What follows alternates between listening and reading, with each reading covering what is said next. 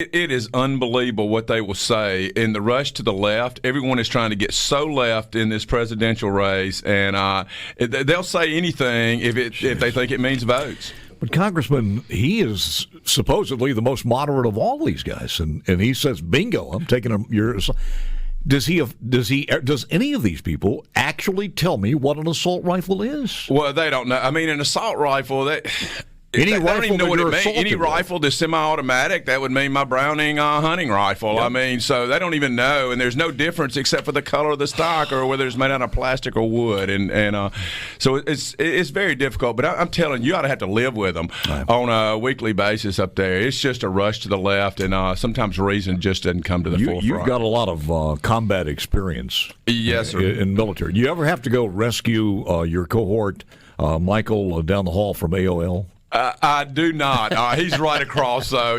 Sometimes I think that's a little tougher. It would take an infiltration. I try to stay out of that hallway. I was reading this over, and for folks who don't know, and a lot of you folks may not know if you're not in his district, but you served as a brigadier general with the Joint Force Headquarters of the state of Mississippi as a member of the Army National Guard.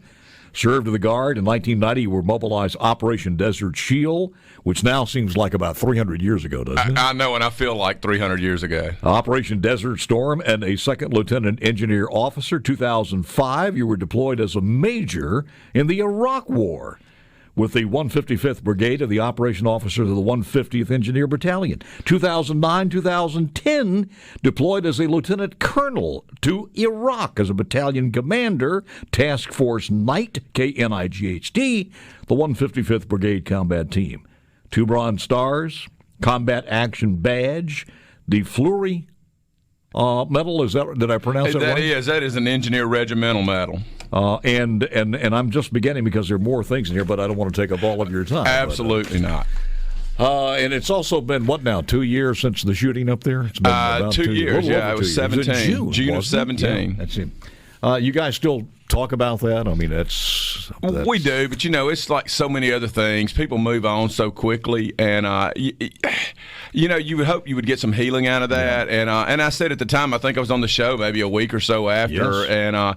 And we talked about that, and I said people will move on, and they'll forget, and all this come together. It goes away, and it's back to politics as usual for most of these folks, and it's just gotten worse and worse. You serve on the House Armed Services Committee. Yes, absolutely. It's a privilege to serve there. And I think you're also on the Ag. Are you on the Ag Committee? I'm on the Ag, Armed Services, and Small Business, yes. When you look at what's going on as far as rebuilding our military, and we're spending a lot of money on that, and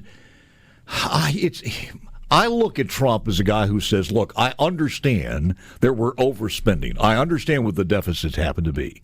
But if I'm in a business, I understand that I'm taking a hotel that is dilapidated, and I know I've got to push the money in there. I don't want to spend it, but I got to get it up to where it needs to be, and then we can look at cutting back. Am I off on that? No, and the bottom line is, if you take defense is the biggest item in the discretionary budget, but if you take all of defense out, we still run at a deficit. And the bottom line is our interest and the money that it brings in, and the main thing is lives. We lost over 100 lives a year before we started this build back of our military in training accidents. Planes falling out of the sky, tanks rolling over, ships crashing into each other. And we've not had that same level since we've reinvested in our military and the training and equipment that we need to keep these guys safe. I don't think there's anything more disheartening to hear stories about our Air Force or Navy or Marines having to go to a boneyard to pick up spare parts. I mean, if I'm a Russian, I'm sitting here laughing. And we've gotten out of that, and thank God, and hopefully we'll continue that. We just passed the NDAA. We'll go to conference on that as soon as we get back and get that done so we can get the next year of investment, and the top-line number is where we need to be to keep our soldiers and sailors. When are you back in session? We go back in September. Is it a far-gone conclusion, Congressman Trent Kelly is with me, is it a far-gone conclusion that the wheels of impeachment will begin when you get back?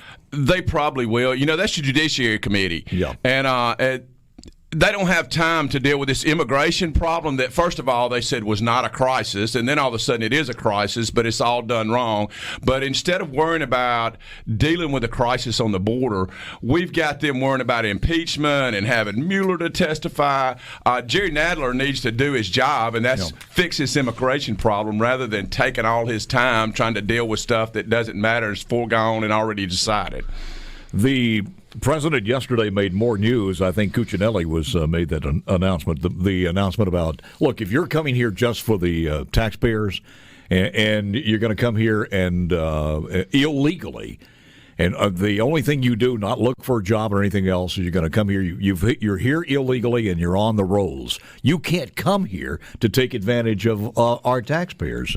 Here's a little bit of what Mr. Cuccinelli said yesterday. Today, USCIS has issued a rule that encourages and ensures self-reliance and self-sufficiency for those seeking to come to or to stay in the United States. Under the rule, a public charge is now defined as an individual who receives one or more designated public benefits for more than 12 months within any 36-month period. This final rule has no impact on humanitarian-based immigration programs for refugees and asylees.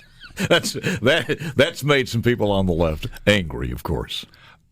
You know, the confusing part is we have ports of entry, and if you're truly claiming asylum, which I think the number is like over 90% are not granted asylum because they don't have an asylum need.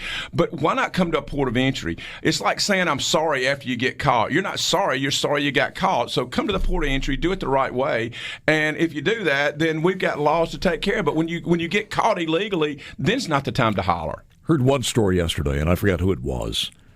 They chased a carload of illegals coming across. And I mean, it was a long, arduous chase.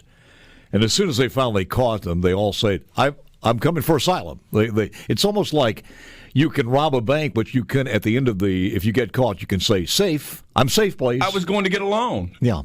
It is amazing. In 8 years of the Obama administration, how much we've bastardized the laws of this country. And I asked Will earlier this morning, when you look at what happened in the state of Mississippi that's made national news, what are we supposed to do? If you're here breaking the laws, what do they want us to do? You're either a country of laws or you're not a country of laws. You know, and the problem is right now, if you don't like the rules, then Jerry Nadler needs to quit dealing with Mueller and quit dealing with impeachment of the president and put solutions, good common sense solutions on the table. We need immigrant workers, but they need to come here legally. They need to come here the right way. And, you know, and I have compassion, but at the end of the day, are we going to become a sanctuary state? Is Morton a sanctuary city? What are we going to do? We either enforce laws or you don't. If you don't like the laws, you change them. But you know what? Our Judiciary Committee and our Speaker of the House have no intent of bringing anything to the floor. All they want to do is use politics and use it for politics. Were you a little bit surprised yourself about how many of this was happening in the state of Mississippi? Because we never hear we're a border state. We're a southern state, I should say, with coast. But you never hear about a immigration problem in the state of Mississippi. So a lot of people were kind of surprised. I think it took a lot of people off guard. You know, and the one thing I do hope they do, I hope they follow up with the businesses, because that's unfair to our other businesses who are doing it right. We met with some of those yesterday who are doing it right, who are hiring the right folks. And so when you have a business take advantage, there needs to be consequences for them also. According to Mr. Hurst, who was on yesterday, that is probably going to happen. Absolutely. And he can't talk about ongoing investigations. As a former prosecutor, I know that, and everybody wants all the answers, but he's doing a great job. More with Congressman Trent Kelly coming up.